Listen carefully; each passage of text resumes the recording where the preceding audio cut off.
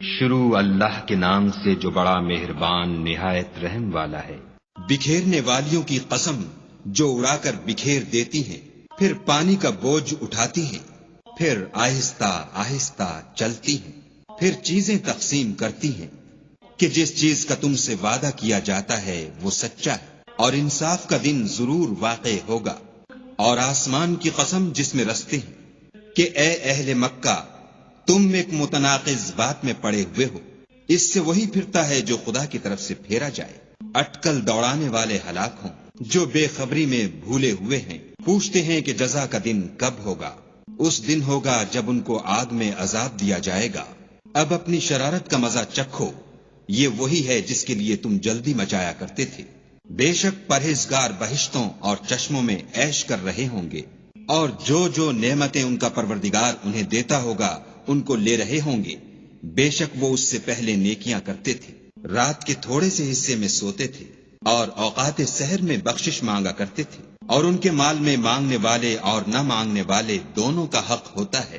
اور یقین کرنے والوں کے لیے زمین میں بہت سی نشانیاں ہیں، اور خود تمہارے نفوس میں تو کیا تم دیکھتے نہیں؟ اور تمہارا رزق اور جس چیز کا تم سے وعدہ کیا جاتا ہے آسمان میں ہے، تو آسمانوں اور زمین کے مالک کی قسم یہ اسی طرح قابل یقین ہے جس طرح تم بات کرتے ہو۔ بھلا تمہارے پاس ابراہیم کے معزز مہمانوں کی خبر پہنچی ہے؟ جب وہ ان کے پاس آئے تو سلام کہا، انہوں نے بھی جواب میں سلام کہا۔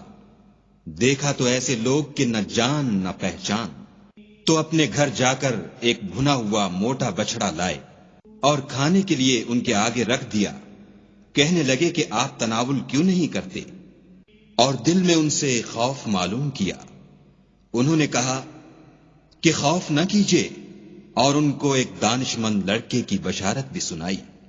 تو ابراہیم کی بیوی چلاتی آئیں اور اپنا منہ پیٹ کر کہنے لگیں کہ اے ہے، ایک تو بڑھیا اور دوسرے بانجھ۔ انہوں نے کہا، ہاں تمہارے پروردگار نے یوں ہی فرمایا ہے، وہ بے شک صاحب حکمت اور خبردار ہے۔ ابراہیم نے کہا کہ فرشتوں تمہارا مدعا کیا ہے؟ انہوں نے کہا کہ ہم گناہگاروں کی طرف بھیجے گئے ہیں تاکہ ان پر کھنگر برسائیں، جن پر حد سے بڑھ جانے والوں کے لیے تمہارے پروردگار کے ہاں سے نشان کر دیے گئے ہیں۔ تو وہاں جتنے مومن تھے ان کو ہم نے نکال لیا، اور اس میں ایک گھر کے سوا مسلمانوں کا کوئی گھر نہ پایا، اور جو لوگ عذاب علیم سے ڈرتے ہیں ان کے لیے وہاں نشانی چھوڑ دی۔ اور موسیٰ کے حال میں بھی نشانی ہے، جب ہم نے ان کو فرعون کی طرف کھلا ہوا معجزہ دے کر بھیجا تو اس نے اپنی قوت کے گھمنڈ پر منہ موڑ لیا اور کہنے لگا یہ تو جادوگر ہے یا دیوانہ۔ تو ہم نے اس کو اور اس کے لشکروں کو پکڑ لیا اور ان کو دریا میں پھینک دیا، اور وہ کام ہی قابل ملامت کرتا تھا۔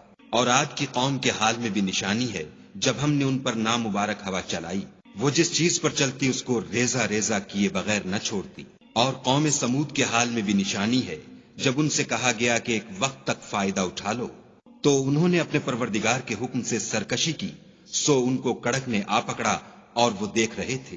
پھر وہ نہ تو اٹھنے کی طاقت رکھتے تھے اور نہ مقابلہ کر سکتے تھے۔ اور اس سے پہلے ہم نوح کی قوم کو ہلاک کر چکے تھے، بے شک وہ نافرمان لوگ تھے۔ اور آسمانوں کو ہم ہی نے ہاتھوں سے بنایا اور ہم کو سب مقدور ہے، اور زمین کو ہم ہی نے بچھایا، تو دیکھو ہم کیا خوب بچھانے والے ہیں۔ اور ہر چیز کی ہم نے دو قسمیں بنائیں تاکہ تم نصیحت پکڑو، تو تم لوگ خدا کی طرف بھاگ چلو، میں اس کی طرف سے تم کو صریح رستہ بتانے والا ہوں۔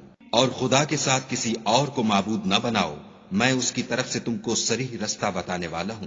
اسی طرح ان سے پہلے لوگوں کے پاس جو پیغمبر آتا وہ اس کو جادوگر یا دیوانہ کہتے۔ کیا یہ لوگ ایک دوسرے کو اسی بات کی وصیت کرتے آئے ہیں؟ بلکہ یہ شریر لوگ ہیں۔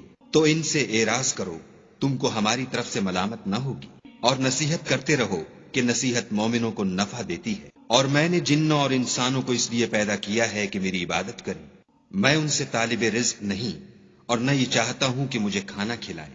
خدا ہی تو رزق دینے والا زوراور اور مضبوط ہے۔ کچھ شک نہیں کہ ان ظالموں کے لیے بھی عذاب کی نوبت مقرر ہے، جس طرح ان کے ساتھیوں کی نوبت تھی۔ تو ان کو مجھ سے عذاب جلدی نہیں طلب کرنا چاہیے، جس دن کا ان کافروں سے وعدہ کیا جاتا ہے اس سے ان کے لیے خرابی ہے۔